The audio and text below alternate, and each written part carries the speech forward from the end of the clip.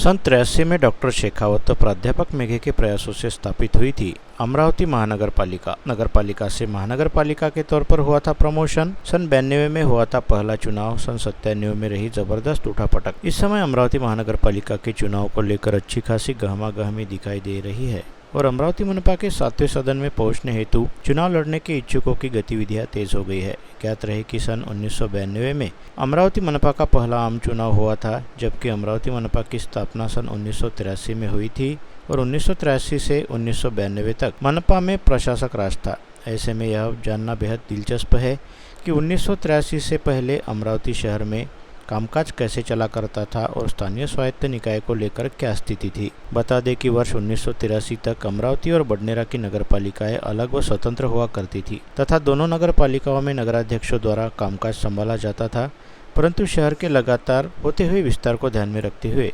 अमरावती के तत्कालीन विधायक डॉक्टर देवीसिंह शेखावत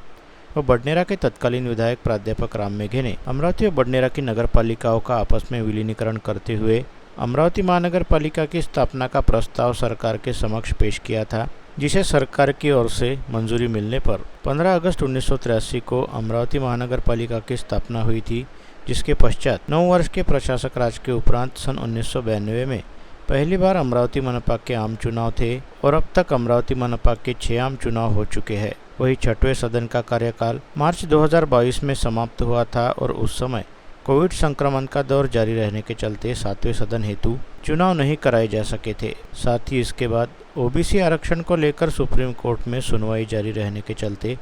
चुनाव प्रलंबित रह गए और अब सुप्रीम कोर्ट के निर्देशानुसार आगामी सितंबर-अक्टूबर माह के दौरान मनपा के चुनाव होने की संभावना जताई जा रही है। वर्ष 1983 में अमरावती व बडनेरा नगर पालिकाओं का विलीनीकरण करते हुए अस्तित्व में आई अमरावती महानगर पालिका में शुरुआती कामकाज को चलाने हेतु प्रशासक की नियुक्ति करने के साथ ही 2 सदस्यीय एडहॉक समिति का गठन किया गया था, जिसमें अमरावती व बडनेरा के तत्कालीन विधायक रहने वाले डॉक्टर देवीसिंह शेखावत एवं प्राध्यापक राम मेघे को बतौर सदस्य शामिल किया गया था। इस समिति द्वारा प्रशासक के कामकाज पर नजर व नियंत्रण रखते हुए राज्य सरकार को अपने सुझाव भेजे जाते थे। उस समय उम्मीद थी कि 2-3 वर्ष के प्रशासक राज के पश्चात अमरावती मनपा का पहला आम चुनाव करा लिया जाएगा, परंतु प्रशासक राज 9 वर्षों तक चलता रहा और फिर फरवरी 1992 में अमरावती महानगर पालिका के पहले आम चुनाव कराए जा सके। फरवरी 1992 में हुए अमरावती महानगर पालिका के पहले चुनाव में 27 सीटें जीतते हुए कांग्रेस सबसे बड़ी पार्टी बनी थी। हालांकि 78 सदस्यीय सदन में कांग्रेस भी स्पष्ट बहुमत से काफी दूर थी। ऐसे में कांग्रेस ने निर्दलीय पार्षद के तौर पर चुनकर आए अपनी ही पार्टी के असंतुष्ट नगर सेवकों का समर्थन हासिल किया था, जिसकी बदौलत शहर के पहले महापौर और उपमहापौर पद पर कांग्रेसी पार्षद निर्वाचित हुए,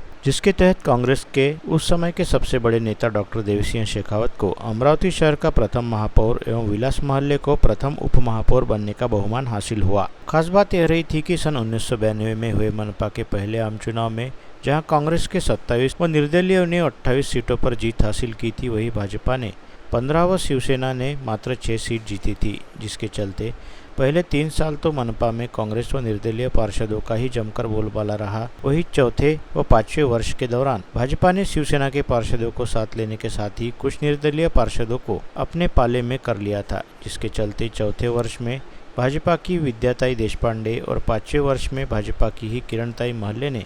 महापौर पद का चुनाव जीता था। मनपा के पहले चुनाव पश्चात चुनकर आए पार्षदों में से महापौर, उपमहापौर सहित स्थायी समिति सदस्य व सभापति जैसे पदों के लिए गुप्तदान पद्धति के जरिए मतदान कराया जाता था, जिसके चलते इन पदों की रेस में रहने वाले कद्दावर पार्षदों द्वारा अपनी अपनी जीत सुनिश्चित करने के लिए अपनी ताकत और पहुंच के अनुसार पार्षदों के वोट अपने पाले में किए जाते थे, जिसके चलते मनपा के पहले सदन में निर्दलीय पार्षदों की अच्छी खासी पौबारह हुआ करती थी। खास बात यह भी है कि सन 1990 के दशक में अमरावती मनपा की आय का सबसे प्रमुख स्रोत जकात नाका यानी चुंगी नाका हुआ करता था और उस समय जकात की वसूली खुद मनपा द्वारा अपनी आस्थापना पर रहने वाले अधिकारियों व कर्मचारियों के जरिए की जाती थी। परंतु सन 1995-96 के दौरान आते आते निजीकरण की बयार रहना शुरू हो गई थी और अमरावती मनपा ने राज्य सरकार की अनुमति से चुंगी वसूली का काम भी ठेकेदारी के जरिए कराए जाने का निर्णय लिया था। खास बात यह भी है कि उस समय तक राज्य में सत्ता परिवर्तन होकर भाजपा सेना युति की शिवशाही सरकार स्थापित हो चुकी थी तथा अमरावती के तत्कालीन विधायक जगदीश गुप्ता राज्य मंत्री व जिला पालक मंत्री बन चुके थे, जिनके नेतृत्व में ही अमरावती मनपा में अंतिम 2 वर्ष के कार्यकाल दौरान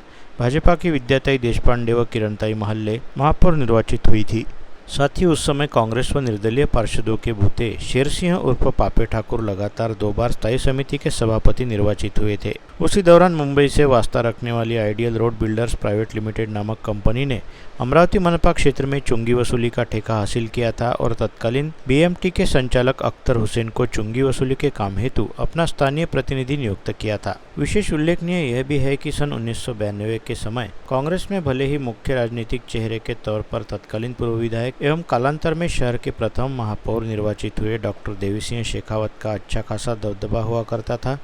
लेकिन शहर कांग्रेस की पूरी कमान शहर कांग्रेस कमेटी अध्यक्ष के तौर पर एडवोकेट देवराज बोथरा के पास हुआ करती थी तथा एडवोकेट देवराज बोथरा के मार्गदर्शन व नेतृत्व तले ही अमरावती मनपा के पहले चुनाव में कांग्रेस ने 27 सीटों पर जीत हासिल की थी। वहीं निर्दलीय निर्वाचित पार्षदों में भी अधिकांश पार्षद कांग्रेसी ही थे, जिन्होंने खुद को टिकट नहीं मिलने के चलते पार्टी के खिलाफ बगावत करते हुए चुनाव लड़ा और जीता था, जिसके बाद शहर कांग्रेस कमेटी अध्यक्ष एडवोकेट देवराज बोथरा ने ऐसे सभी असंतुष्ट कांग्रेस पदाधिकारियों व कार्यकर्ताओं को दोबारा एकजुट किया था, जिसके चलते पहले ही वर्ष महापौर व उप महापौर जैसे पद कांग्रेस के हिस्से आए थे। साथ ही तीसरा महापौर भी कांग्रेस का था और चौथे व 5वें वर्ष के दौरान उप महापौर व स्थायी समिति सभापति जैसे पदों को अपने पास रखने में कांग्रेस ने सफलता हासिल की थी।